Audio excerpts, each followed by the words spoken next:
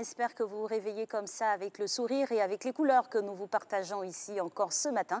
Aujourd'hui donc mardi 1er juin 2021, nous sommes tout heureux de vous retrouver et surtout de vous réveiller en douceur au travers de nos différentes escales que nous aurons à faire avec vous. On espère vous apporter en tout cas une plus-value à cette journée qui commence sous de bons auspices. Mesdames et messieurs, du réveil, bienvenue dans votre matinale. On part tout de suite pour la couleur du temps avec la météo.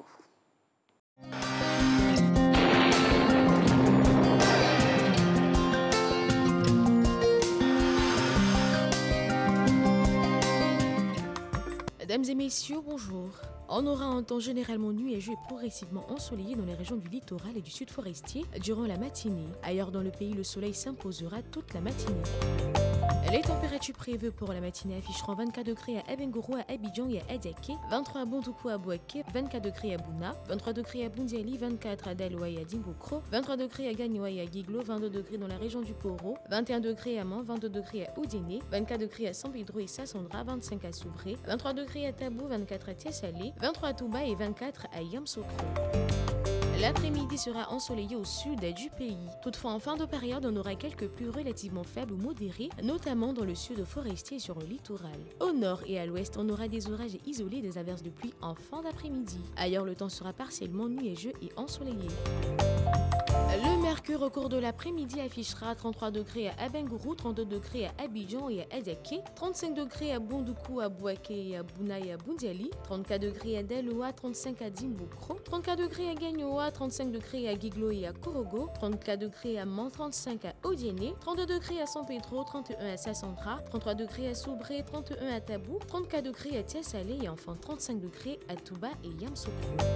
Merci pour votre aimable attention. Agréable journée à toutes et à tous.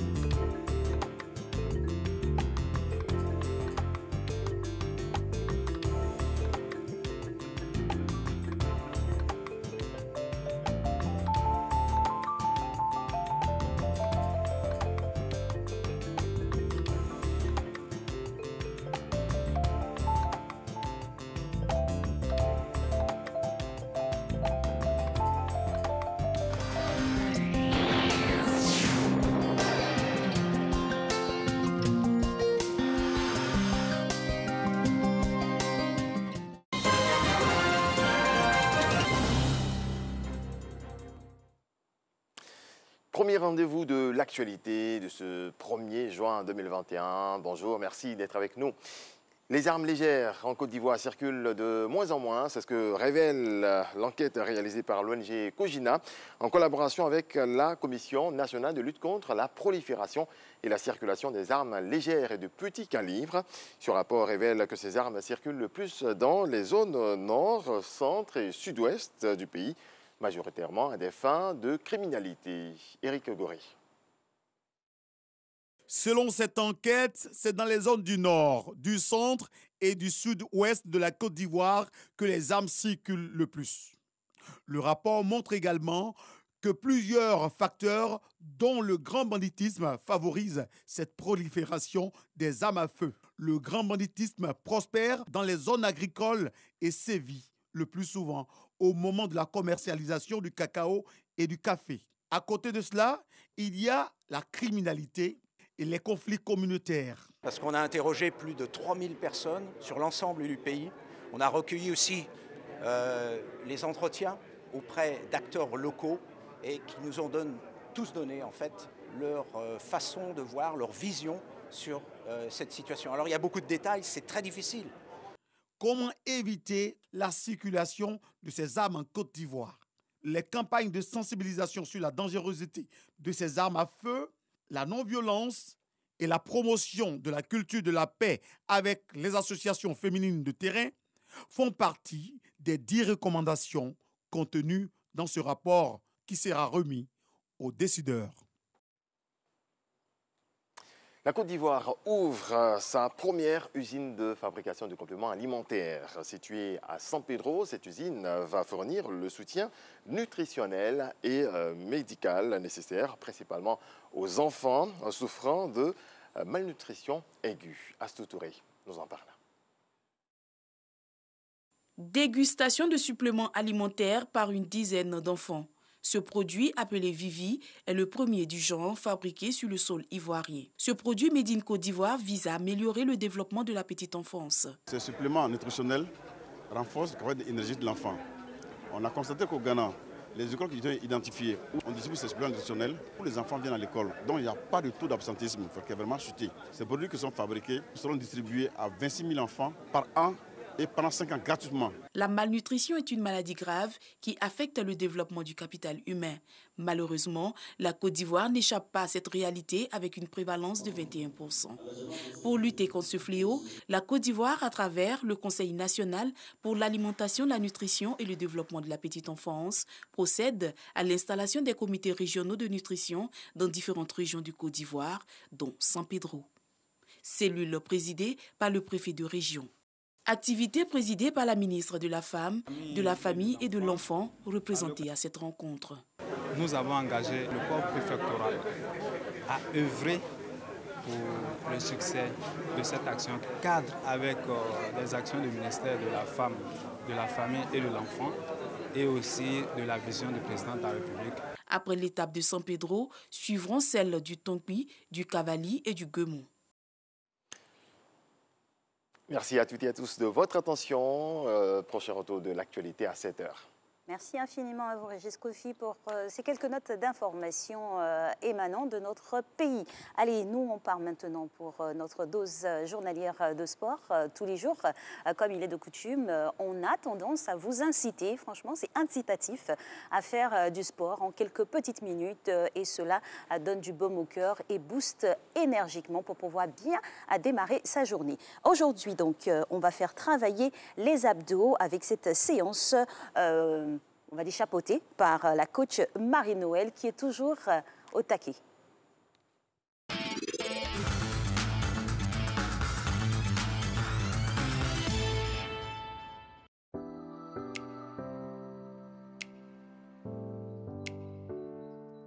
Bonjour à tous, j'espère que vous allez super bien. Aujourd'hui, c'est une séance d'abdominaux. Prêt? C'est parti. Commencez. On va descendre là. On va descendre. 1, 2, 3, 4, lever. 1, 2, 3, 4. 1, 2, 3, 4. 1, 2, 3 et 4. Relâchez. On va aller là, sur le côté. Très bien. On va monter là. 1, 2, 3. Go. 7, 8.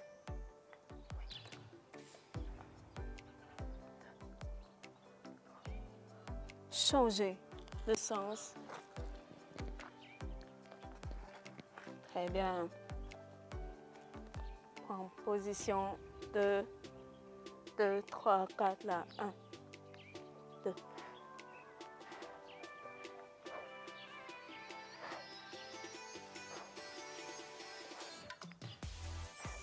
Très bien. On va aller là sur le dos. Dos au sol. On va monter là.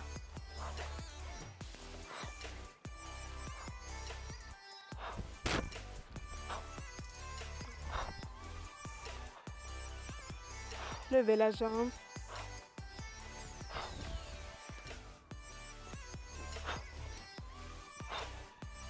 On va changer les jambes. Go.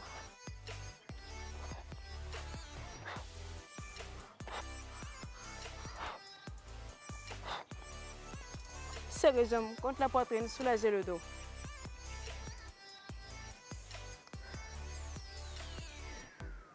5, 4, 3, 2, 1.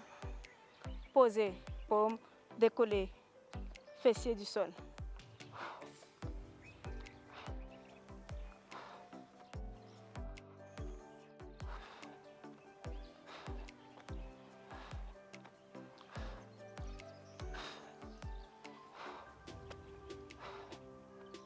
Restez. Très bien. On va monter là. 1.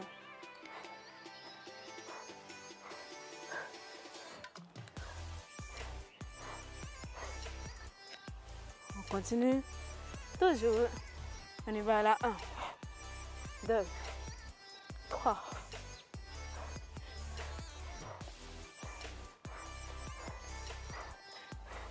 Relâchez. 1.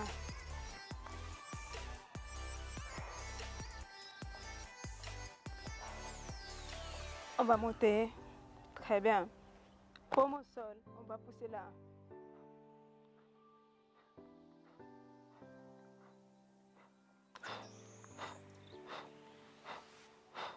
Continuez.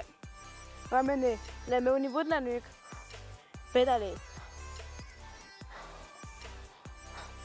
Serrez les jambes contre la poitrine. Très bien. On va chercher là.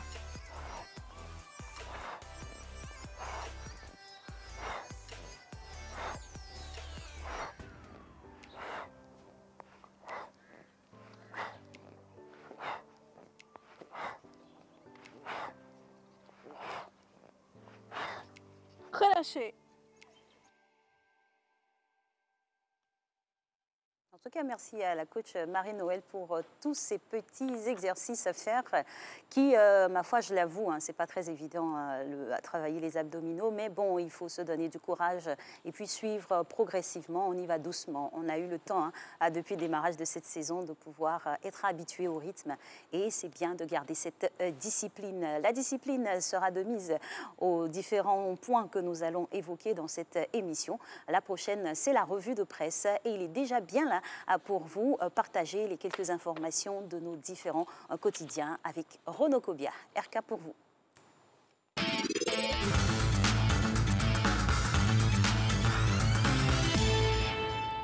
Bonjour Renaud. Bonjour Alix, bonjour à tous. Sapé comme Jaja. Bon, on démarre avec notre armée, l'armée ivoirienne, qui va renforcer ses effectifs. Oui, 3000, c'est le nombre de jeunes que la Grande Muette envisage de recruter afin de rajeunir ses effectifs. L'annonce a été faite hier par le chef d'état-major général des armées, le général de corps d'armée Lassina Doumbia. Plus de précisions sur cette vaste opération à venir dans le Patriote de ce mardi 1er juin 2021. Et cette deuxième information, les denrées et produits de première nécessité, le gouvernement contrôle les prix sur le terrain. Oui, ces produits dont le gouvernement contrôle le prix, ce sont notamment le pain, le ciment et la viande, pour lesquels les autorités ivoiriennes ont pris les dispositions nécessaires afin d'éviter que leur prix s'envole en raison de la crise énergétique que connaît en ce moment la Côte d'Ivoire. Le gouvernement, selon Fraternité Matin, entend continuer à veiller au grain afin que les commerçants ne profitent de cette situation pour faire des augmentations que rien ne saurait justifier.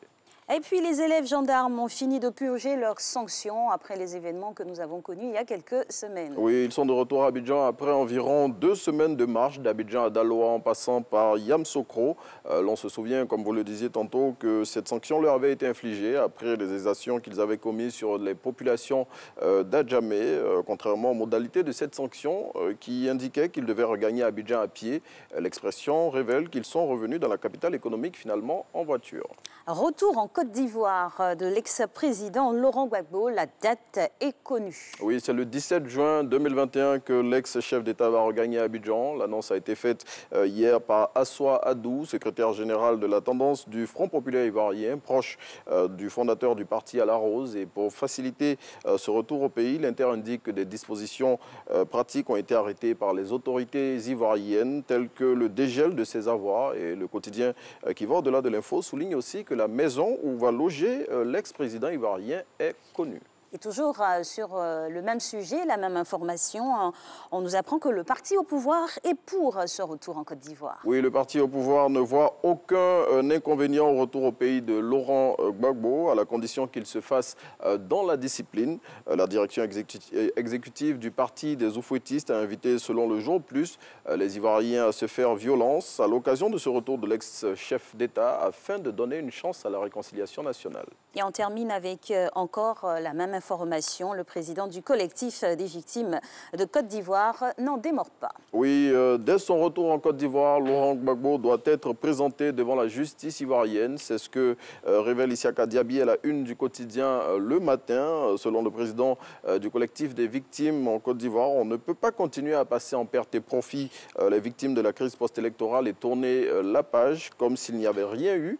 Il a révélé pourquoi il était en désaccord avec le gouvernement ivoirien sur sa volonté de passer l'éponge sur la condamnation à 20 ans de prison de Laurent Gbagbo dans l'affaire du casse de la BCEAO et a dit ne pas être contre le retour en Côte d'Ivoire de l'ex-chef d'État ivoirien.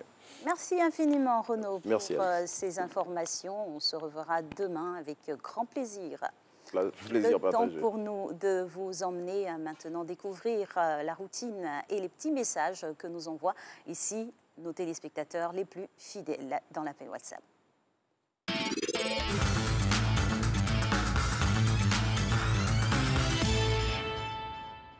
Bonjour, je m'appelle Jean-Jacques Limbroso, je suis journaliste, donc je travaille pour Marianne, UPOS et une compagnie. Au matin, je prends mon petit déjeuner avec café, tartine, ensuite je lis mes mails, mes messages et j'y réponds pour certains, un petit peu d'exercice et la toilette et ensuite je pars travailler.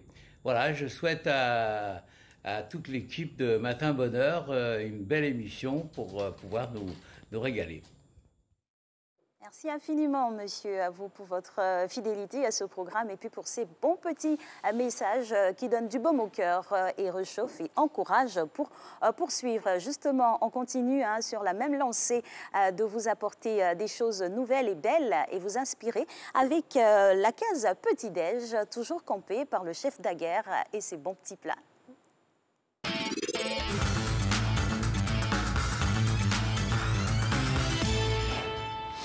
Bonjour chef. Bonjour madame Alice. Bon matin, comme on dit. À vous aussi, ça va. Ça va, vous avez une très très belle table déjà, à voir à distance comme ça, c'est beaucoup coloré. Qu'est-ce que vous nous présentez donc? Donc aujourd'hui, on a les galettes ivoiriennes. Okay. On sait, tout le monde, on mange ça le matin, on achète sur les rues. On a du bofloto, on a tratra, on a... Bon, oui, donc ça, on peut... Célèbre gnocchi à lait. Non, ça s'appelle le soufflé. Le soufflé. Galette soufflée. Ou on peut dire les boules de neige. Ok. Ah, c'est ce que nous, on a l'habitude de manger avec le sucre là-dessus, au-dessus. C'est ça. Mais ici, j'ai diminué un peu le sucre, puisque on peut le manger dans tous les sens, salé, sucré. Donc là, cette recette, c'est 500 g de farine, 260 ml de lait, 125 g de beurre, 125 g de sucre. Je me suis permis de mettre un peu de vanille dedans. Oui, pour donner... Et puis levure chimique. Et puis on les frit. On sait tous comment.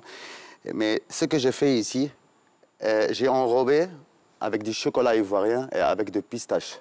Okay. C'est ça qui est un peu différent aujourd'hui. C'est revisité. Oui, c'est revisité. C'est un peu comme des jewels, on dit en anglais, en français, c'est bijoux. Okay. Un petit bijou ivoirien.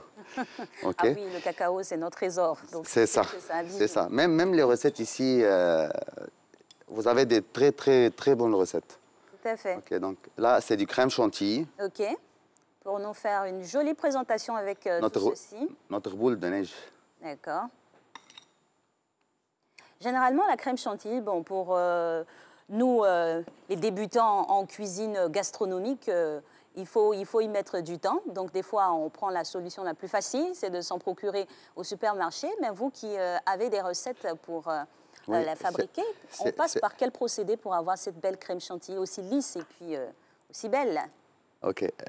Normalement, la crème chantilly, c'est du crème fraîche avec du sucre. D'accord. Un petit peu de vanille. Okay. Et puis, le secret avec la crème chantilly, que quand on utilise la crème, elle doit être vraiment froide. Très bien. Vraiment, vraiment froide, puisqu'elle réussit avec nous. On peut mettre pour chaque 1 litre de crème, il prend 170 grammes de sucre. Et puis on les bat seulement, on laisse le CO2 de rentrer dans la crème, et puisque ça monte comme ça. Et puis comment on sait que notre crème est réussie, on fait comme ça ne tombe pas. Ça ne tombe pas. Okay. Là, on sait que ça prie. Ok. Là, on a notre assiette, notre boule de neige. Je veux utiliser un peu de coco aussi. Oh, coco le coco ivoirien, râpé. sec. Et un peu de meringue suisse ici. D'accord. Aux framboises. D'accord. OK. Et je me suis permis, je veux faire une deuxième assiette. Ici, les petits bijoux que j'ai fait avec le chocolat, je les mets dans des brochettes. Comme ça, c'est simple à manger sans salir nous, on les mains. adore les brochettes, hein, le pain chien. Ouais. Donc, revu en pâtisserie, pourquoi pas. Ça, c'est une sauce chocolat. Ouais, une sauce chocolat gourmande. Le chocolat au lait? Oui, c'est un chocolat, on ne peut pas faire des pubs. Une sauce chocolat. Bon, déjà, quand il y a du lait, c'est déjà sucré. Le noir, c'est vrai qu'il est très, très bon pour la santé. Ouais. Mais pour les palais, généralement, c'est le chocolat au lait qu'on préfère. Là, je veux ajouter aussi du fraise. Avec chocolat fraise, on sait, c'est... C'est une tuerie. Oui, c'est la merveille. C'est une merveille. Oui. OK. Et, dernière touche, j'ai amené des feuilles de rose mangeables, des fleurs comestibles. Donc, je veux mettre sur le chocolat aussi. C'est des fleurs de rose. Fleurs de rose. Oui. Ce n'est pas les roses communes qu'on a l'habitude de voir là, hein. On ne peut pas les manger. C'est ça? Non, des roses ivoiriens. Mais on les sèche, il y a beaucoup de fleurs comestibles ici en Côte d'Ivoire. Okay. Les gens, ils ne savent pas encore. Mais... Donc les fleurs qu'on offre en cadeau, là, on peut les... Non, il y a des petites fleurs. Il y a des petites fleurs spéciales. Non, des fleurs comestibles. Si on tape sur YouTube, on peut les voir. Il y a beaucoup de qualités en Côte d'Ivoire mangeables. D'accord. Espérons au futur, on va amener ça ici pour expliquer plus pour les téléspectateurs. Faire la distinction entre ce qui est mangeable et ce qui est juste décoratif. D'accord. Donc, c'est ça. Notre boule de neige et les brochettes de trésor, si vous voulez. Merci. Mais voilà. OK. En tout cas, c'était une belle présentation avec des produits bien d'ici, revisités avec quelques produits qu'on peut retrouver aussi ici, mais qui viennent d'ailleurs. C'est aussi ça, la belle fusion qu'on veut pour nos plats et dans nos assiettes. Merci infiniment, chef Daguerre. Moi, c'est sûr que juste après cette émission, je vais goûter un peu des deux pour bien démarrer la journée et la continuer. Merci beaucoup pour votre passage. Merci à vous. Merci infiniment, chef. Allez, nous, on se donne encore quelques petites minutes de quelques informations à vous partager. C'est dans la ligne droite de notre émission. Nous sommes donc le 1er juin, on vous l'a dit en début d'émission. Et donc, on poursuit tout doucement. Et vous allez comprendre, on va arriver au bout avec grand plaisir et bonheur toujours avec vous. Pour le prénom, et sinon les prénoms à vous inspirer, nous sommes partis pour le Bénin, avec la fille qui pourrait s'appeler Falila et le garçon c'est Donna qu'on a suggéré aujourd'hui pour vous dans ces prénoms à vous inspirer pour des naissances et des baptêmes. Voilà. Et aujourd'hui, on a aussi des journées à célébrer. On a cette première journée, la journée mondiale des parents, les parents qui...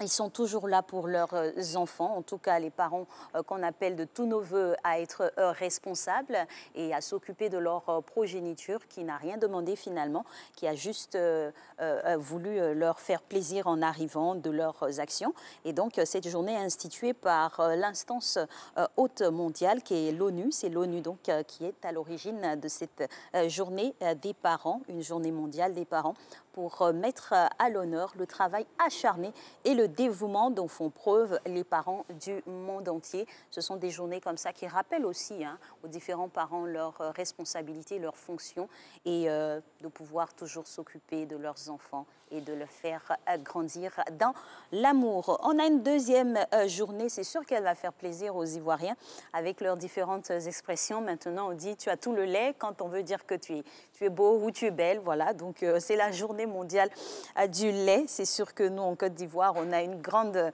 partie, un stock de lait. Le 1er juin, donc, c'est la journée mondiale du lait. Cette journée a pour but de mieux faire connaître les produits laitiers et de contribuer à la prise de conscience des bienfaits de ce liquide très important et puis qui sert pour l'alimentation des bébés, déjà au travers de ce partage-là avec la maman. Puis après, en complément, en substitution, quand la maman part, on a encore du lait en ligne de mire pour le biberon. On a du lait un peu dans beaucoup d'autres aliments, du lait naturel ou du lait de substitution. Le proverbe « Trop de louanges amène un chat à se prendre pour un lion ». Et c'est sûr que mon chat qui me regarde sait que des fois, oui, il se prend pour Simba carrément. Pourtant, ce n'est que Chi. Allez, aujourd'hui, on a des informations encore, hein, et ces informations-là vont être décryptées, décortiquées avec nos consultants.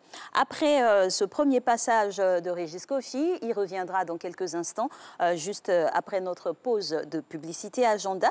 On aura le flash inter. Monsieur Sirac Boubou sera avec nous pour nous parler de crypto-monnaie. On entend cette monnaie-là, cette monnaie numérique, il faut le dire, c'est une révolution aussi du digital, mais comment cela fonctionne, comment on peut s'octroyer la capacité d'avoir de la crypto-monnaie et à quoi ça sert, on peut faire quoi véritablement avec cette monnaie-là. Il nous donnera en tout cas le procédé pour pouvoir en glaner et puis on va voir tout ceci dans quelques instants. À sa suite, on aura Madame Georgette Kwasi-Bouin, heureuse de la retrouver, ce sera dans quelques instants.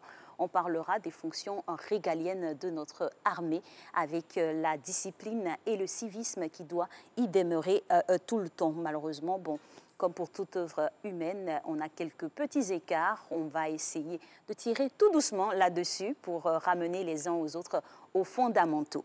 Après quoi, ce sera le droit qui sera dit avec les mamans. On reste dans la mouvance de cette semaine de célébration qui s'est échue avec la fête des mères le dimanche 30 mai, c'était donc avant-hier.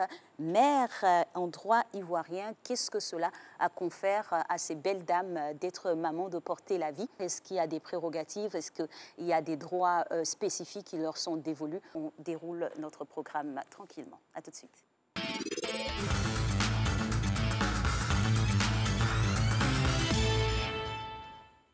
Bonjour, Monsieur Boubou. Bonjour, Alice. Bon, on fait Jean pour l'antenne.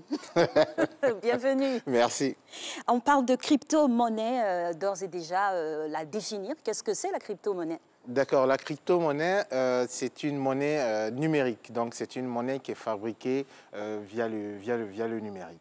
Et ce qui fait sa particularité, c'est qu'elle n'est endossée sur aucune banque centrale.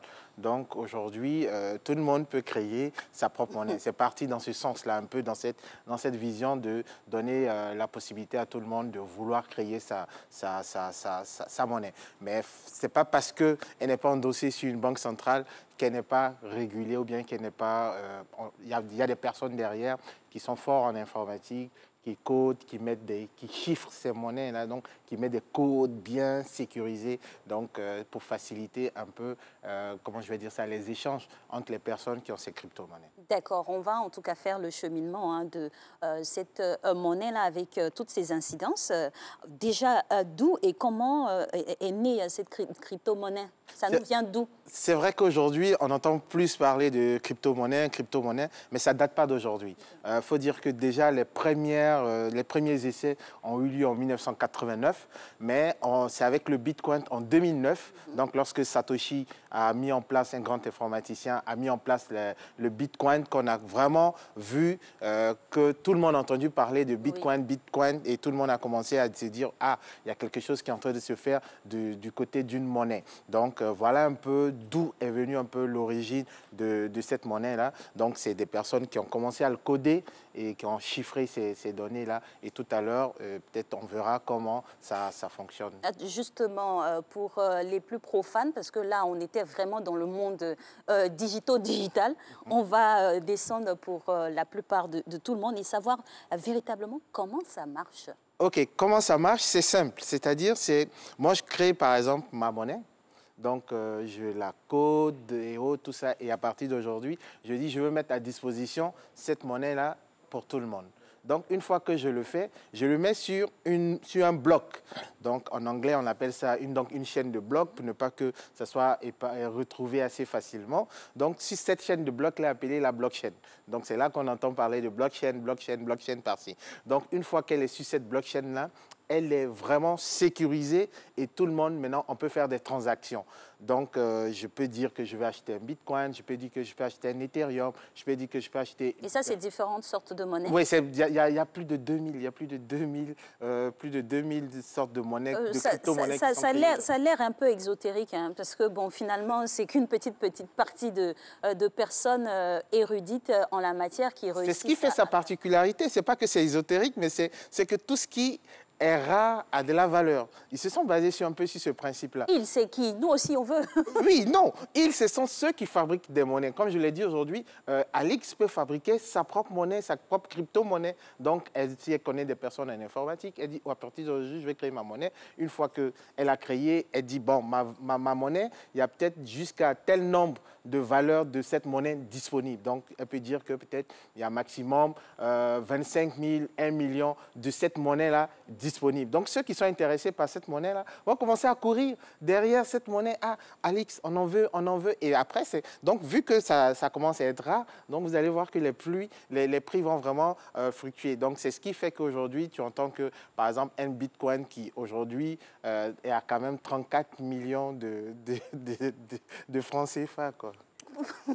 Comment se fait justement ces conversions juste par la volonté d'un individu? C'est un individu, tu vois, et c'est ça qui fait un peu, et ça peut nous emmener peut-être à un point assez intéressant qui est, c'est vrai que ce n'est pas regardé, donc chacun peut faire ce qu'il en veut et tout. Et donc, ce n'est pas très bien régulé. Et c'est pour ça que nos États, dans nos pays, surtout en Afrique ici, on doit être beaucoup regardants là-dessus parce qu'on aime tout ce qui est facilité. Donc, moi, j'entends qu'un Bitcoin en valeur, ça me fait à peu près 34 millions de francs CFA. J'ai envie d'en avoir beaucoup, beaucoup, beaucoup. Mais après, derrière, si aujourd'hui, celui qui a fabriqué cette monnaie dit que je ne veux plus que ma monnaie existe, c'est fini. Donc, tous ceux qui ont investi dans cette monnaie vont malheureusement perdre. Et des pays comme le Nigeria, quand même, ont pris des avancements là-dessus. Ils sont en train de travailler sur la régulation par rapport à cela. Je pense que la BCAO aussi est en train de travailler sur la régulation. Et il va de soi que notre pays aussi s'y penche réellement. Donc, voilà un peu comment ça fonctionne. Donc, aujourd'hui, Alix me dit, ma monnaie fait telle valeur. Sur quoi elle se base, on ne sait pas trop. Donc, elle donne sa valeur parce que peut-être, bon, elle a envie comment je vais dire ça de se donner, pas un genre, mais de vraiment faire valoriser sa monnaie. Je prends l'exemple d'un gars comme Elon Musk qui, d'un seul tweet, lorsqu'il a fait un tweet il y a quelques mois de cela, mais on a vu la valeur du Bitcoin aller 2 fois le prix de ce que je viens de dire. Justement, comment on arrive à faire ces corrélations et ces interconnexions entre des personnalités, des influenceurs ou des messages, on va dire, suscités et la valeur d'une monnaie en tant que telle? On va rester sur les usages qui sont faits parce que, bon, ça allait un peu vraiment abracadabresque sous nos cieux. Oui. Mais comment ça se fait et qu'est-ce qu'on arrive véritablement à acheter avec? Aujourd'hui, vous avez parlé d'investissement. Oui, en termes d'investissement, aujourd'hui, c'est, par exemple, Elon Musk a dit il y a quelques mois de cela qu'on pouvait acheter ces voitures, les voitures Tesla, avec du Bitcoin. Donc, dès qu'il a dit ça, on a vu le coût de ces bitcoins-là augmenter. Maintenant, qu'est-ce qui se passe? C'est qu'aujourd'hui, certaines entreprises disent, vous pouvez acheter des produits chez nous avec des bitcoins. Donc, il va de soi que tout le monde va vouloir s'intéresser à avoir des bitcoins parce que si j'achète avec les bitcoins, c'est assez intéressant. Ou bien d'autres personnes vont se dire, bon, à partir d'aujourd'hui, moi je fabrique ça, je fais ça, mais je veux qu'on me paye en bitcoin. Je ne veux pas de dollars, je ne veux pas de francs CFA et autres, je veux que des bitcoins. Donc, c'est comme ça que ça commence à prendre de l'ampleur. C'est comme ça que tout le monde entend parler de ces monnaies, de ces crypto-monnaies et autres, tout ça. Et tout le monde commence à s'intéresser. Mais c'est vrai que tout le monde commence à s'intéresser, mais aussi, il faut qu'on se pose beaucoup de questions. Et tout à fait. Voilà, comme tout à l'heure, on a vu, par exemple, si Alix fabrique sa monnaie du jour au lendemain, elle dit que je ne veux plus que ma monnaie existe, tous ceux qui avaient investi dans la monnaie d'Alix ont tout perdu. Et ça reste finalement fini, tellement léger, ça reste au bon vouloir d'un seul individu. Oui, d'un seul individu. Et c'est là aussi le danger. Donc, il faut, ce qui me plaît chez nous ici à Matin Bonheur, c'est qu'on sensibilise la population par rapport à cela. Donc, c'est un grand danger. L'autre danger, c'est de se dire aujourd'hui, avec tout ce qui est cyberattaque et autres, tout ça, et par exemple, pour acheter une crypto-monnaie, c'est comme si je vais à une boutique. Donc, généralement, ce sont des adresses. Donc, si je veux acheter la monnaie d'Alix, que je me trompe dans l'adresse que j'envoie à Alix, je l'envoie à quelqu'un d'autre et c'est irrécupérable, au fait. Ce n'est pas comme dans une banque où je peux venir faire, la banque peut faire opposition par rapport à cela ou bien demander à la personne. Ce n'est pas possible parce que je me suis trompé. Donc, il y a ce fait-là. Donc, il faut faire beaucoup attention dans l'utilisation de la crypto-monnaie. On va revenir, on va insister encore sur le circuit d'achat, de création de crypto-monnaie. Vous avez parlé d'achat. Bon, on crée la crypto-monnaie. Qui ont droit d'acheter et on achète avec quoi? Avec une autre monnaie encore? Oui, tu achètes avec une autre monnaie. Aujourd'hui, quand vous allez sur les sites qui vendent les crypto-monnaies, ils vont vous dire, par exemple, si vous voulez un bitcoin, voici la valeur que ça va vous coûter, soit en francs CFA, soit en dollars, soit en ceci, soit en cela. Donc, vous achetez, vous le gardez sur une monnaie numérique, donc virtuelle. Donc, c'est cette monnaie. La banque virtuelle, c'est laquelle? La banque virtuelle, c'est comme ce qu'on a aujourd'hui avec le mobile money. Ça, tu vois, ça s'apparente un peu à... Donc, mon argent est sur mon téléphone. Mon argent est sur mon ordinateur. Voilà, donc en chiffres. Maintenant, si aujourd'hui, cette plateforme n'est plus disponible pour que je puisse faire mes achats, il va de soi que j'ai perdu. C'est un investissement, c'est comme tout investissement, il y a des risques. Oui. Il y a des risques. Donc, c'est le lieu de dire à nos téléspectateurs de faire beaucoup attention. C'est vrai que c'est alléchant, c'est vrai que ça donne envie, mais faisons aussi beaucoup attention, en fait. Mais justement, on va faire attention, mais en même temps, on a donné l'eau à la bouche aux uns aux autres. Hein. Quelqu'un qui est à Abidjan, qui se dit « Ah, donc je peux créer ma monnaie ». Quels sont les outils nécessaires pour pouvoir créer sa monnaie virtuelle, un bitcoin, et puis après commercialiser aux uns aux autres? Il choisit son taux de change selon son humeur, parce que ça... Je sens qu'Alix, je sens que bientôt, on risque d'avoir une monnaie virtuelle. Ah, tout à fait, avec un taux en milliards de dollars. Non, mais pour être plus sérieux, pour fabriquer un bitcoin, il faut déjà s'y connaître en informatique. Et en informatique très poussée, parce que c'est une monnaie que vous créez. C'est quelque chose qui a de la valeur que vous créez. Donc, il va de soi que cette monnaie soit sécurisée. Et pour la sécuriser, c'est de là qu'on parle de la cryptographie. Donc, cryptographie, c'est chiffrer une donnée au fait. Donc, il faudrait que la personne qui crée cette monnaie-là soit vraiment au top en matière de cybersécurité. Donc, pour que sa monnaie puisse... Parce que ça ne sert à rien de créer une monnaie aujourd'hui et demain, vous faites pirater. Il va de soi que cette monnaie-là n'a plus de valeur. Donc, voilà. Donc, les personnes qui les créent, il faut que déjà la personne s'y connaissent en informatique, mais vraiment une informatique poussée, donc surtout en codage et autres, et sécurité. Et deuxième chose, il faudrait que la personne ait, ce qu'on ne dit pas souvent, des ordinateurs hyper puissants pour faire les transactions. Parce que je ne vais pas faire une requête d'achat d'une crypto-monnaie et ça va me mettre peut-être 2-3 jours avant de recevoir cette monnaie. Donc, il faudrait chemin, quelqu'un pourrait récupérer. Voilà, donc il faudrait que vraiment les ordinateurs, la machine que vous utilisez soient hyper rapides. Mais là encore, le danger que ça peut nous apporter, c'est tout ce qui est environnemental. Parce que pour avoir ces serveurs-là quelque part, il faut de l'espace. Donc aujourd'hui, la plupart des géants qui sont dans cette crypto-monnaie achètent des espaces sur des territoires et autres. Et on voit que leurs ordinateurs consomment énormément d'énergie et d'électricité. Donc voilà, si aujourd'hui, je prends un exemple avec ce que nous vivons un peu en Côte d'Ivoire, si par exemple Alix a créé sa crypto-monnaie en Côte d'Ivoire et avec tout ce qu'on a malheureusement comme partitionnement et autres, les transactions ne pourront plus se faire. Donc, la monnaie d'Alix, au lieu de monter, va chuter. Donc, sur le plan environnemental, c'est ce qui a fait que comment je vais dire ça, la valeur du Bitcoin qui est passée en avril à plus de 60 millions à 34 millions parce que les gens ont décrié ce côté environnemental-là. Donc, voilà. Donc, c'est pour dire qu'avant de créer une monnaie, il faut voir tout ce contexte-là. contexte environnemental, contexte informatique. Donc, il y a tellement de choses derrière. Et après, ça fait que, avant de la créer, tu te dis, est-ce que, bon, ça va me rapporter ce pourquoi je veux le faire. Donc, pour parler de votre cas. D'accord. Et justement, pour parler de notre cas, on va poursuivre les échanges une prochaine fois parce qu'il faut décrypter avec beaucoup d'acuité cette crypto-monnaie-là qui peut solutionner aussi des choses, pourquoi pas, et puis avoir le regard des grandes institutions financières sur la création de ces monnaies cryptées. Merci infiniment. Merci à vous, Alex. Et puis, on se voit très vite la semaine prochaine notamment. Merci. Ce sera sans transition aucune qu'on va recevoir dans quelques instants Madame Georgette Kwasi-Bouan pour nous parler de citoyenneté et de l'armée. Armée et citoyenneté, on l'évoquait à l'entame de cette émission dans le sommaire, cette institution militaire prestigieuse de par son essence même et sa quintessence qui fait preuve de beaucoup de rigueur et de discipline, mais malheureusement, des fois, on a quelques petits comportements déviants qu'il faut marquer et puis pouvoir ranger dans les rangs. On ne va pas tirer à boulet rouge, mais justement à boulet blanc, après le jingle.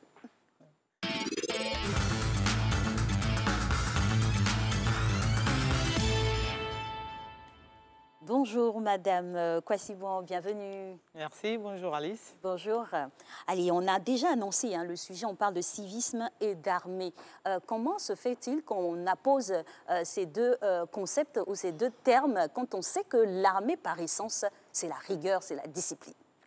Oui, comme vous l'avez dit, en fait, l'armée, c'est la rigueur, la discipline, le professionnalisme.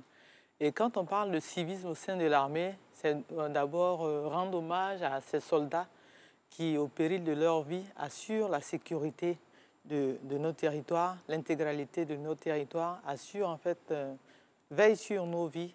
Voilà.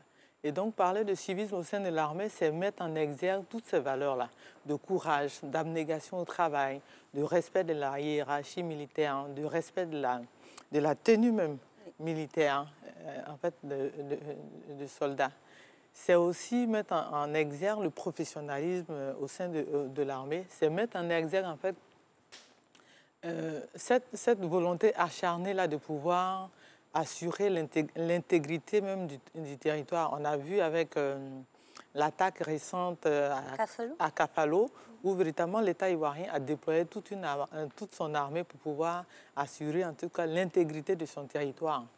On a aussi, c'est rendre hommage à ces personnes qui sont, ces soldats qui sont morts au front pour la paix, pour assurer la paix dans la sous-région, au Mali. Voilà. En tout cas, c'est aujourd'hui un hommage vibrant à rendre à nos différentes, différents départements des corps armés. Voilà pourquoi on appelle... Des forces armées. Des forces armées, mais on appelle des corps habillés. Des corps qui sont habillés. Et de cette, on va dire, tenue-là émanent des choses régaliennes qui nous inspirent. Justement, épanchons-nous sur les bons comportements qu'on retrouve dans l'armée pour inspirer les civils. En tout cas, ce qu'on observe, je vais te donner juste une petite anecdote. Pendant à la maternelle, pendant les congés de Pâques, avant les congés de Pâques, ils avaient demandé aux enfants, aux tout petits, de choisir une tenue. À l'heure du Mardi Gras. Voilà. La plupart des enfants ont préféré, en fait, non, moi je veux être capitaine, je veux être policier, tout ça. Vous comprenez un peu l'admiration en fait, que nos enfants ont vis-à-vis en fait, de l'armée, du soldat. Et donc, pour nous, en tout cas, l'armée représente cette discipline-là, cette rigueur dans le service, l'honnêteté, l'intégrité, le don de soi. En fait, ce sont ces valeurs-là que représente en tout cas le soldat face au civil. Quand un civil voit un soldat, il se sent rassuré. Donc, en fait, on se dit que c'est la force tranquille, en fait, qui est là.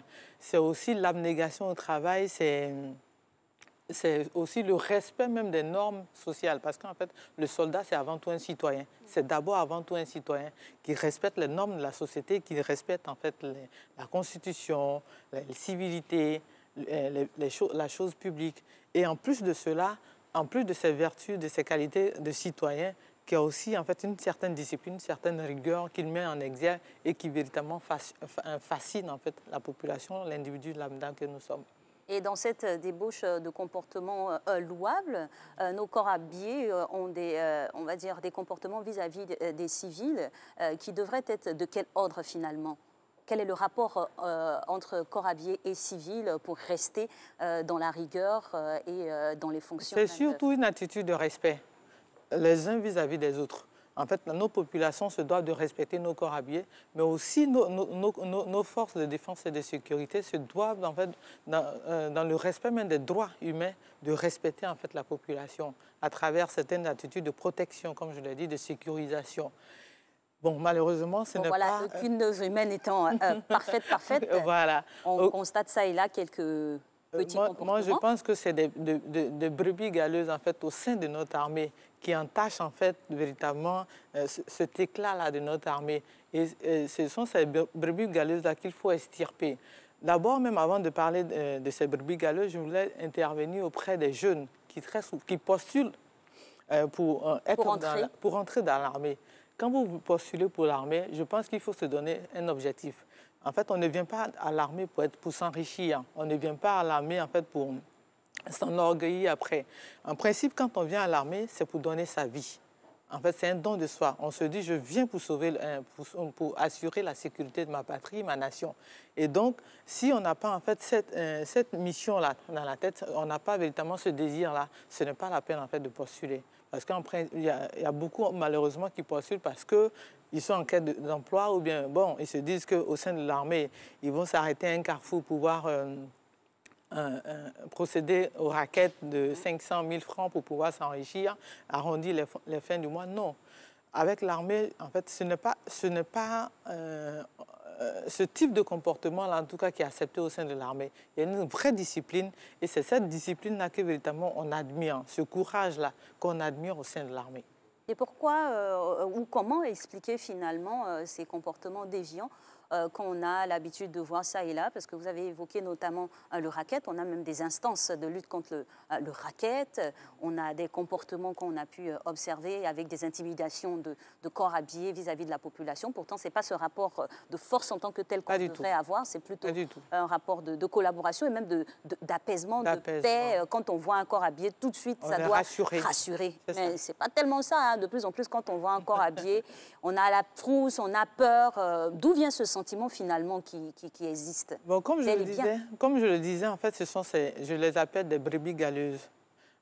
Pour moi, en fait, ces personnes-là n'ont pas véritablement compris l'essence même de leur mission. Et en fait, les valeurs intrinsèques de l'armée, ces personnes-là, lors de leur formation, sûrement, elles avaient l'esprit ailleurs. Elles n'ont pas compris, en fait, ces valeurs qui leur ont été inculquées lors de la formation au sein de l'armée. C'est sûrement en regardant de bons exemples qu'elles ont postulé en fait, pour être dans l'armée. Mais malheureusement, il y a des esprits déviants. Mais je me dis que l'armée ivoirienne, en tout cas, c'est une armée qui rassure. On a de bonnes relations armée-nation parce que très souvent, il y a des manifestations qui sont organisées où l'armée intègre les populations, elle mène des activités pour montrer en fait les missions de l'armée. Je pense que ces actions citoyennes-là doivent être menées régulièrement pour qu'on comprenne, par exemple, les missions de la gendarmerie, les missions de la police au sein d'une localité pour que les jeunes, les populations entièrement puissent comprendre en fait que ces structures-là sont là pour assurer nos sécurités, pour nous aider. Et nous devons aussi de collaborer avec l'armée en donnant des informations vraies, en ayant du respect pour notre armée, en nous-mêmes protégeant, en fait, en principe, même la population doit protéger son armée, c'est-à-dire en ayant une très bonne attitude envers l'armée, elle doit l'aider évidemment à mieux assurer ses missions. On voit ces personnes-là, malgré les intempéries, soleil, pluie, tout ça, qui assurent régulièrement la circulation routière. La dernière fois même, en conduisant, en fait, je partais un peu vite, et puis, c'est-à-dire, heureusement, j'ai vu, il y avait un soldat qui était posté là, qui régulait la circulation. Je dis, en fait, c'est au risque en fait, de leur vie, au péril de leur vie. Et donc, c'est à nous de pouvoir respecter en fait, ces soldats-là qui sont là véritablement pour nous aider à pouvoir discipliner en fait, la société, sécuriser la société, assurer l'intégrité en tout cas de notre territoire. Et justement, dans cet élan et ces suggestions très pertinentes, quelle est la synergie qui existe, par exemple, entre votre département et la Grande Muette, pour ainsi dire, pour pouvoir distiller l'information aux civils de ces comportements et de ces attitudes à adopter vis-à-vis de nos corps habillés et vice-versa? Concernant le ministère en charge de la promotion des valeurs civiques et citoyennes, nous menons en fait, récemment, en 2020, nous avons été à l'inspection générale des armées, sous invitation du vice-amiral Diakalia, qui nous a invités pour parler de civisme. En fait, il a eu l'humilité de nous appeler pour dire, bon, vous nous avez emmené une correspondante, vous voulez en fait parler de civisme au sein de l'armée. D'accord, venez, on veut bien savoir ce que vous allez nous donner comme information. Mais à la fin de la formation, il a eu l'humilité de nous dire « Ah, j'ai beaucoup appris avec vous ». Et justement, c'était quoi on a mis l'accent surtout sur les symboles identitaires de la République, les valeurs de ces symboles-là. Parce que très souvent, avec l'armée, vous voyez que l'armée manipule beaucoup l'emblème national, le drapeau ivoirien, le drapeau tricolore. C'était en fait donner le sens de ces couleurs-là. Pourquoi est-ce qu'en fait on doit respecter, préserver en fait notre emblème national. Et véritablement, ils ont compris l'essence même de nos différents symboles et compris que notre armée était plus une armée en fait de paix. Parce qu'en fait, ce sont ces valeurs de paix-là, de solidarité, d'abnégation, de discipline, de travail, en fait, qui sont promus à travers ces différents symboles. Et donc, il s'est dit, ah, je comprends maintenant l'essence même de notre mission. Voilà. En fait, véritablement, je me dis, c'est par humilité qu'un amiral de l'armée le dise. Et donc, en fait, pour nous, il faut qu'on puisse renforcer les capacités au sein de l'armée en matière de civisme, pour que chaque soldat comprenne qu'il n'est pas un extraterrestre, une personne à part, un surhomme aussi, mais un citoyen lambda qui, en plus d'être citoyen, appartient à un corps d'élite. Et qui doit véritablement promouvoir des valeurs à travers sa tenue. Et sa tenue doit apporter respect, mais aussi sécurité auprès en fait, des populations. Il y a aussi des formations concernant l'État ivoirien, des formations en matière de droits humains, pour que les personnes comprennent qu'elles doivent préserver la vie humaine à travers leurs actions, tout ça. Vous avez parlé tout à l'heure de la Grande Muette. En fait, le soldat n'est pas celui en fait, qui... lors de ses interventions, prend son téléphone et puis filme ce qui se passe. On parle de Grande Muette. On parle beaucoup de discrétion enfin, au sein de l'armée. En principe, il ne doit même pas avoir de fuite au sein de l'armée, parce que ça, c'est l'une des normes, l'un des principes fondamentaux au sein de l'armée. En tout cas, c'est des informations à distiller au sein aussi de la population.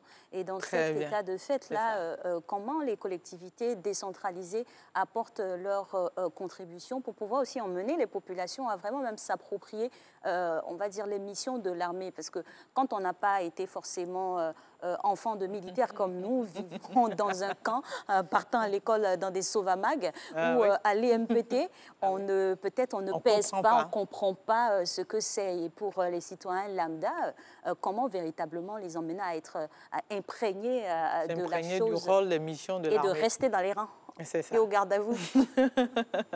En fait, comme je le disais tout à l'heure, nous proposons en tout cas les visites citoyennes au sein de l'armée. Lorsque nous menons des activités dans nos différentes localités, très souvent, nous emmenons les populations femmes. En fait, nous réunissons tout le monde, tout un échantillon, en tout cas, de la population. Et nous partons, par exemple, visiter la gendarmerie. Nous partons à la police. On leur demande, en fait, d'expliquer aux populations leurs rôles principaux, quelles sont les tâches qu'ils mènent, tout ça. Et puis, qu'est-ce qu'ils attendent des populations. Et quand on finit, en fait, ce type de visite au sein de nos différentes force, les populations se disent ah bon, donc ils ont besoin de nous.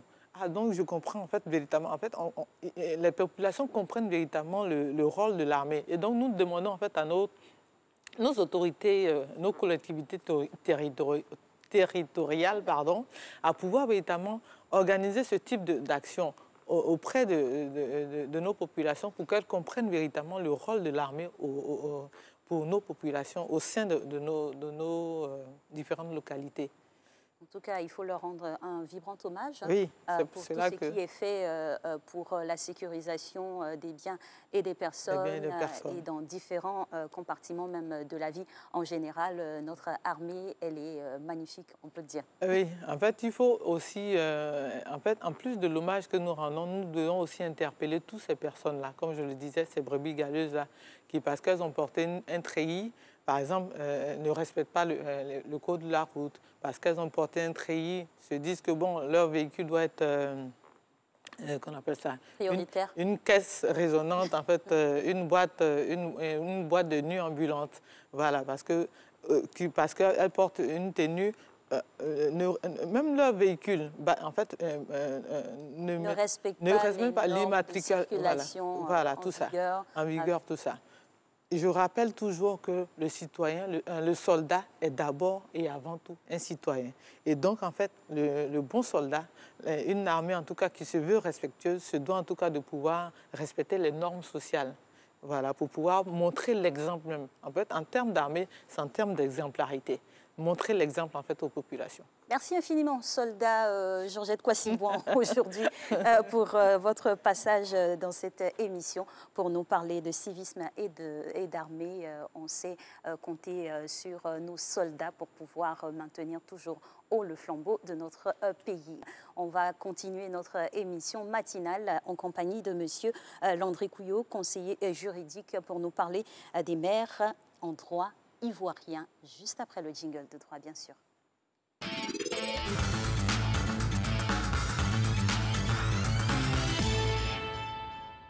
Bonjour Monsieur Couillot. Bonjour Alix. Bienvenue sur le plateau de Merci. Matin Bonheur. Merci beaucoup. On reste toujours dans le parfum de la célébration des mamans et puis on s'arrime à ce sujet-là pour parler bien sûr des mères. Une maman, c'est naturellement celle qui a engendré. Et donc, on parle aussi de progéniture, et cela lui confère des droits. Mais lesquels? Très bien. En fait, le sujet n'est pas aussi curieux que ça. C'est vrai qu'en matière de droit, en général, en Côte d'Ivoire, la mère n'a pas un statut juridique particulier qui vaudrait bien sûr qu'il y ait un texte de loi qui lui soit consacré. Sauf que nous ferons un exercice assez intéressant qui nous permettra de faire une sorte de prospective et de projection quant à ce que nous offrons à ces personnes-là, si particulières parce qu'elles sont porteuses de vie, elles donnent la vie à des êtres humains, donc permettent donc à la communauté de se régénérer, de se continuer et de savoir est-ce qu'il y a la possibilité au niveau de notre arsenal législatif et réglementaire, la possibilité d'améliorer bien sûr la protection et la valorisation de cette catégorie de la population. Et en la matière, vous nous expliquez ici que juridiquement, en tant que tel, on n'a pas de texte bien écrit, prescrit, qui pourrait sous-entendre même la qualité de mère. Mais quels sont les usages en la matière en l'état actuel? Alors, pour pouvoir nous permettre d'avoir une visibilité sur ce que le droit ivoirien réserve à nos mères, n'est-ce pas, nous verrons 5 points. D'abord, le premier point, ce sera au niveau pénal. Au niveau pénal, donc au niveau de la procédure pénale, mais aussi au niveau même du contenu même du droit pénal. Ensuite, nous verrons, bien sûr, dans le cadre professionnel. On verra aussi au niveau de la protection des personnes vulnérables et on va terminer avec la question de l'éducation. Commençons au niveau pénal. Il y a quelques semaines, nous parlions de la procédure pénale en matière de la garde à vue. Nous disions que la garde à vue, bien sûr, c'est la mesure réservé à l'officier de police judiciaire sous le contrôle du procureur de la République de pouvoir retenir dans les locaux de la police une personne pour des besoins de l'enquête. Et que cela peut toucher tout le monde. Il suffit que vous soyez intéressé à une affaire qui concerne la commission d'une infraction qui serait sanctionnée d'une peine privative de liberté. Alors on se dira bien sûr donc que je sois un homme ou une femme, qu'importe, si je suis mis en cause dans la commission d'un acte constitutif d'une infraction, par voie de conséquence, je peux être mis en garde à vue ou placé en garde à vue. La loi ivoirienne prévoit dans les articles 790 et 91 un régime particulier pour la personne du mineur. Celui qui n'a pas majorité, on estime que pour que celui-ci puisse être mis en garde à vue, il faut des mesures particulières du fait de sa vulnérabilité. Mais alors, nous nous posons aussi la question de savoir, est une femme qui porte une grossesse de 6 mois, par exemple, ou qui a déjà accouché et dont l'enfant est encore nourrissant et qui donne le sein, devrait-elle être aussi mise en garde à vue? Ne mériterait-elle pas la même protection qu'un mineur? Pourquoi est-ce que la loi ivoirienne ne fait pas cas d'elle, alors que juste à côté, au Burundi, il est prévu, bien sûr, qu'une femme qui porte une grossesse d'un âge de plus de 6 mois ou qui allait un nourrisson de moins de 6 mois ne serait mise en garde à vue, sauf pour crime, mais avec l'autorisation du procureur de la République. Nous disons que voici l'occasion qui nous est donnée ici à Matin Bonheur de pouvoir interpeller. Vous savez, l'œuvre humaine n'est pas parfaite. Hein. Tout à fait. Nous avons de bonnes lois, mais elles peuvent être améliorées, elles sont perfectibles. Et nous disons que pour l'intérêt même de l'enfant qu'elle porte ou qui est déjà né, du fait de sa santé, de sa vie, sachant le caractère stressant de la garde à vue au niveau émotionnel et même des conditions de placement en garde à vue, il serait intéressant que nous fassions une sorte d'amélioration de notre code de procédure pénale pour lui accorder un statut particulier. Ce serait tout à notre honneur, pour peu que nous estimons que nous donnons un si grand respect, une telle grande considération pour les mères. Ce serait intéressant que nous puissions apporter une sorte de modification de notre code de procédure pénale, mais une modification qualitative. Mais en même temps, ce n'est pas aussi laisser la porte ouverte à toutes sortes d'infractions. Vous avez même parlé de crimes. Oui, mais...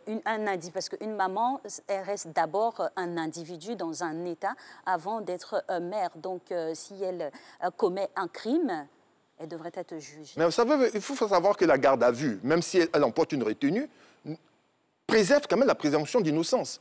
Elle n'est que suspectée.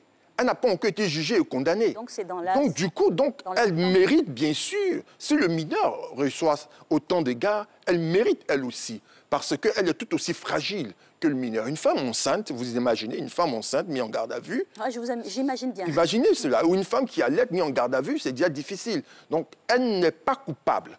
Elle n'est encore que suspecte, mise en cause. Et même après la garde à vue, on peut la relaxer parce qu'on se rendrait compte que les différents indices relevés contre elle ne la relient même pas à l'infraction et qu'elle n'est même pas mise en cause dans cette histoire. Par voie de conséquence, serait à notre honneur, ou à l'honneur du droit ivoirien, mais aussi à la société ivoirienne, d'améliorer cela. Enfin, c'est une proposition que nous donnons et que ce n'est pas une étrangeté, ce n'est pas une énormité, ce n'est pas chose inédite. Ailleurs, c'est prévu et nous pouvons faire mieux. Au niveau du contenu du droit pénal, parlons du cas du viol conjugal. Encore que là, je ne suis pas le premier à en parler. Les associations de femmes continuent à frapper à la porte de notre Assemblée nationale. En Côte d'Ivoire, le viol conjugal n'est pas reconnu. On estime qu'un époux ne peut violer son épouse. Chose qui, en réalité, n'est pas vraie. Tout à fait. Le fait que l'on vous dise que du fait du mariage, vous constituez une seule chaîne n'est qu'une métaphore. Il n'est qu'une métaphore. Vous conservez la propriété de votre corps. Et vous pouvez, bien sûr, en disposer comme vous voulez. Vous n'êtes pas aliéné du coup. Par voie de conséquence, le devoir conjugal, qui est celui par lequel l'époux pourrait solliciter de son épouse des relations sexuelles, ne saurait s'imposer, faire échec à la possibilité pour la dame de pouvoir refuser, si elle n'est pas dans de bonnes dispositions. Sauf que notre droit en l'état, dans l'article 354 du Code pénal, ne prévoit pas le viol conjugal. Par voie de conséquence, et les rapports des organisations internationales comme Human Rights sont éloquents. Combien de femmes sont violées? Femmes sont violées dans leur foyer, encore qu'elles ont donné naissance à des enfants à ces personnes-là. C'est dégradant. Il est important que maintenant, pour nos mères que nous disons aimer énormément et que nous tenons à célébrer, il soit désormais apporté cette modification-là. Pour moi, il y a urgence. Il y a urgence et ça serait un signal fort que l'on puisse améliorer notre droit à ce niveau, surtout que nos femmes de Côte d'Ivoire militent dans ce sens-là. Donc, voici l'élément qu'au niveau pénal, nous devrons pouvoir apporter au droit ivoirien afin que celui-ci puisse apporter plus de respect et de valorisation à nos mères. Et toujours dans la poursuite de la déconstruction des idées grégaires, on va encore suggérer d'autres lois qui pourraient être édictées pour protéger beaucoup plus les mamans. Au niveau professionnel, par exemple, qu'est-ce qu'on a à faire encore davantage? Finalement, je me sens très bien dans cette petite participation à l'amélioration des conditions. Mais bien sûr, et c'est toute l'utilité et l'honneur de cette émission. Tout à fait. En matière professionnelle, nous parlons du congé de maternité. un congé de maternité, c'est le temps qui vous est accordé afin de vous préparer à donner naissance et vous reposer après avoir donné naissance. Oh Dieu se sait combien de fois il est difficile de porter une grossesse parce que c'est éprouvant pour le corps de la femme elle-même. Vous portez un être humain qui va grandir. Le plus souvent, il sort de votre sein avec un poids phénoménal. Vous comprenez? Une maternité, ça tient 2, 3, 4, c'est énorme. Chaque fois que vous donnez naissance, votre corps est éprouvé. En droit ivoirien, nous accordons de manière invariable, quel que soit le nombre de naissances données, les fameux 14 semaines. Mais imaginez-vous une femme qui a jusqu'à 3-4 maternités, elle ne récupère pas aussi vite que celle qui a déjà une maternité. Nous disons que voici une autre proposition, encore que ce que nous proposons n'est pas étrangère au monde ou à l'humanité. En France, par exemple, lorsque vous avez votre première maternité, c'est 16 semaines. Lorsque vous avez eu la deuxième et la troisième maternité, vous avez jusqu'à 26 semaines. Lorsque vous faites des jumeaux, c'est-à-dire en même temps vous donnez 2 enfants, oui, vous allez à 34 semaines. Mais lorsque vous allez à plus de 2 enfants donnés simultanément, c'est à 46 semaines. L'idée, c'est quoi? Ce n'est pas le nombre de semaines qui compte, c'est la variabilité. C'est le fait que de manière qualitative, on donne un temps de repos à la dame afin qu'elle puisse récupérer. Ça, c'est une question de justice et d'équité. Il est important parce que donner la vie, c'est difficile. Donner plusieurs fois la vie, c'est encore plus dur. Il faut laisser le temps à nos mères de pouvoir se reposer, surtout qu'en matière même d'avancée technologique médicale, on n'est pas aussi avancé que ces pays. Comprenez qu'un pays comme la France, en matière médicale, est très avancé, mais on accorde autant de temps de repos à ces femmes-là, juste pour dire que c'est le corps humain, il se fatigue. Et surtout quand on voudrait bien sûr que la femme soit en société active et productive, il faut lui permettre d'être tout aussi active et productive. J'entends déjà des chefs d'entreprise dire: mais ce n'est pas possible. Déjà 14 semaines, c'est beaucoup. Ça risque d'avoir un impact négatif sur notre entreprise. Nous disons, si vous avez des ressources humaines qui sont mieux traitées, en bonnes conditions de pouvoir produire, la chose est tout aussi importante pour l'entreprise. Ça ne sert à rien d'avoir une femme épuisée qui revient prendre le service et qui, une semaine après, va demander encore un autre congé maladie parce qu'elle n'a pas eu le temps de se reposer. Donc, au niveau du droit du travail, on peut apporter une amélioration significative, surtout lorsqu'il s'agit de congés de maternité. Et comme je le disais tout à l'heure, c'est en l'honneur de notre société d'accorder autant d'égards à nos mères. Et toujours dans ce carcan professionnel, pour les décideurs, ne pas oublier qu'on vient tous d'une mère finalement. Absolument. On va poursuivre encore au niveau professionnel parce que c'est très important. Cela aussi participe même de la constitution après de la nature de la société. Parce que quand on rate certaines étapes, on s'étonne de voir que la société finalement est en déperdition. Parce que le lien entre la mère et l'enfant aurait été quand même un peu titillé et ne pas être consolidé. Qu'est-ce qu'on peut faire encore davantage pour pouvoir soulager les mamans au niveau même du physique, du repos du physique et de la relation avec les enfants? Bon, déjà, vous savez que nos sociétés sont en pleine mutation. Aujourd'hui, on assiste à des ménages monoparentaux apatrés, des mères qui toutes seules élèvent leurs enfants, soit parce qu'en grippe accidentellement, elles ont contracté une grossesse, ce que je trouve vraiment absurde, ça peut pas être un accident, c'est pas possible. Ou qu'on a des pères démissionnaires. Malheureusement, les hommes sont de plus en plus démissionnaires, malheureusement. Alors aujourd'hui, depuis 2019, avec la politique du gouvernement de Côte d'Ivoire qui tend à appuyer l'action sociale, on a créé un registre social unique qui consiste à apporter une aide significative de l'État à l'égard des personnes dites vulnérables. Alors, au titre de ces personnes vulnérables, il faut considérer, certes, des femmes mariées, mais qui ont perdu leur époux, donc des veuves. Mais aussi des femmes mariées dont l'époux est absent, il a disparu des radars, et qui n'ont pas le soutien de la famille, de leur belle famille, encore moins de leur famille. Et il faut surtout considérer celles qui sont appelées jeunes filles mères, n'est-ce pas, ou femmes mères célibataires, qui élèvent toutes seules leurs enfants. Je rappelle à tous égards que l'on dit souvent que la mère, une femme, est celle qui éduque une nation. À défaut d'un père démissionnaire qui se refuse d'assumer ses responsabilités, la République a la chance d'avoir une femme qui, avec ses maigres moyens, va assumer d'éduquer et de faire survivre un individu qui va participer à la vie de la nation dans quelques années. La République devrait lui rendre ses honneurs et ses égards, lui apportant le soutien nécessaire. Et il se décline comment précisément? C'est de retirer peut-être la puissance de l'individu la puissance parentale. Voilà, de l'individu démissionnaire, apporter une aide financière, parce que c'est aussi ça. Pour pouvoir éduquer un enfant, il faut des moyens. Il faut des moyens financiers, il faut bien sûr un encadrement. On pourrait aller plus loin. Au-delà de l'appui financier qui n'est pas énorme, c'est vraiment pas énorme, ça ne va jamais anoblir ou améliorer qualitativement la vie de cette dame. On pourrait bien sûr faciliter l'accès à l'école pour l'enfant. L'accès même aux soins de santé, aux services de santé pour la vaccination. Vous savez que ce ne sont pas tous les vaccins qui sont gratuits. Tout à fait, oui. Certains vaccins coûtent énormément cher. Et donc, du coup, on a des enfants qui, dans leur carnet de vaccination, connaissent des blancs énormes comme ça, comme l'océan Atlantique. Il va falloir, bien sûr, pour ces personnes-là qui sont répertoriées au registre, bénéficier de ces avantages de la part de l'État de Côte d'Ivoire, parce qu'il ne faut pas oublier que tout enfant qui naît en République de Côte d'Ivoire est d'abord pupille de l'État. Donc, lorsque vous mettez votre enfant au monde, il porte certes votre nom, mais il est pupille de l'État. Et donc, pour cet intérêt-là, la République devrait pouvoir apporter un soin, un égard particulier pour ses enfants et pouvoir aider qualitativement ces dames-là. Même en termes de formation. Si elle n'a pas une formation qui a abouti à un diplôme, il va falloir l'accompagner pour que mieux elle est formée et qu'elle puisse accéder à un emploi. Elle peut donc du coup sortir de son état de vulnérabilité et assumer toute seule la charge d'éduquer, de nourrir, de soigner son enfant.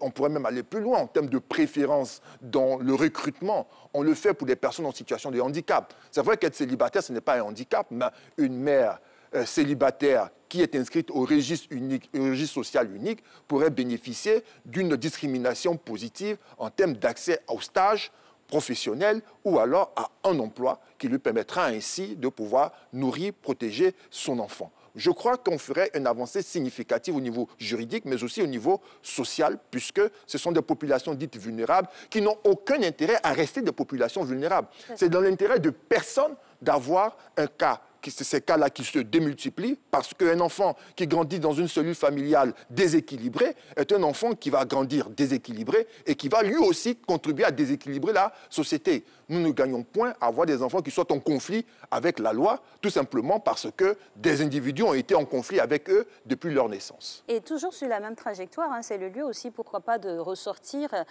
des annales le grand discours de l'équité et de l'égalité pour pouvoir améliorer les conditions même de travail des femmes en opposition à celles des hommes. On n'est toujours pas à diplôme égal, salaire égal. C'est vrai. Si on est doté de ces capacités-là, je pense bien que la perte de responsabilité de l'individu en face laisserait de marbre. Étant donné que nous estimons, et ce par civilité et par action de politique correcte, que toutes les femmes sont des mères, et que par voie de conséquence, nous respectons nos mères, il va falloir bien sûr considérer que toutes les femmes, surtout dans le milieu professionnel, méritent la considération et le respect de leurs collègues ou de leurs supérieurs hiérarchiques. Vous évoquez tout à l'heure le traitement équitable, bien sûr, et égal des femmes vis-à-vis des hommes en matière de traitement salarial. Vous avez parfaitement raison. Certes, la loi le prévoit, mais dans les faits, il y a encore des efforts à faire, il y a des efforts à accomplir afin de pouvoir tenir cet engagement politique et républicain. Mieux, parlons de violence, des violences psychologiques dans le milieu professionnel. Oui. Parce que ce n'est pas seulement au milieu familial, au milieu professionnel, le harcèlement sexuel. Lorsqu'on chosifie la femme, on la réduit à un objet de satisfaction de ses instincts sexuels. Lorsqu'on profite de sa position hiérarchique, de domination, afin de pouvoir imposer par la contrainte et par toute forme de contrainte cette situation-là à une femme, je ne crois pas qu'on puisse être sérieux lorsque l'on dit qu'on aime sa mère, son épouse, et la regarder droit dans les yeux. Parce que toutes les femmes sont des mères. Si l'on fait cela à une femme, alors on peut le faire à sa propre femme ou à sa propre mère. Et c'est en cela qu'il faut interpeller les uns et les autres pour le dire. Au-delà de ce que la loi peut prévoir et le risque de se voir être sanctionné, il est important que le respect de la loi ne soit pas inspiré par la peur de la sanction, mais par la considération que nous avons de celui qui est en face de nous et pour ce qu'il représente dans l'équilibre des rapports sociaux. Par voie de conséquence, si nous estimons que les femmes ont une place fort importante dans notre vie, et les mères aussi, il est important pour nous en société et surtout en entreprise de leur accorder le respect qu'il faut. Il ne faut pas les réduire à de simples instruments de satisfaction de nos désirs ou de nos instincts sexuels, mais il va falloir les considérer comme tels. C'est normal que vous puissiez avoir des sentiments pour une femme, mais lorsque vous lui présentez vos prétentions et que celles-ci ne sont pas suffisantes pour pouvoir emporter ses faveurs, il va falloir avoir l'élégance de pouvoir se retirer et de lui proposer autre chose. Ça peut être de l'amitié, par exemple. Mais pouvoir réduire ces personnes-là, c'est vraiment dévaloriser la femme, mais c'est dévaloriser la société ivoirienne. Je répète, les rapports sont nombreux et éloquents, et la société ivoirienne a nécessairement besoin de faire d'un bon qualitatif dans ce domaine-là. Tout à fait. Nous appelons de tous nos voeux cette nouvelle génération de gentlemen qui savent traiter les femmes. Ça manque de plus en plus. Nous croyons que l'instruction emporte l'éducation et la culture, de sorte à ce qu'on ait des personnes instruites et éduquées qui respectent la vie, qui respectent autrui et qui respectent donc eux-mêmes leur personne. Et rapidement, en dernier volet, pour parler toujours des conditions... Alors, en dernier volet, nous allons parler de la question de l'éducation. On me dirait, mais les mères en éducation, est-ce qu'ils veulent parler d'alphabétisation? Non, je ne veux pas parler d'alphabétisation, je veux parler de ces jeunes filles mères. C'est ces jeunes filles-là qui, au cours du cursus scolaire, ont connu cette situation où elles ont contracté une grossesse.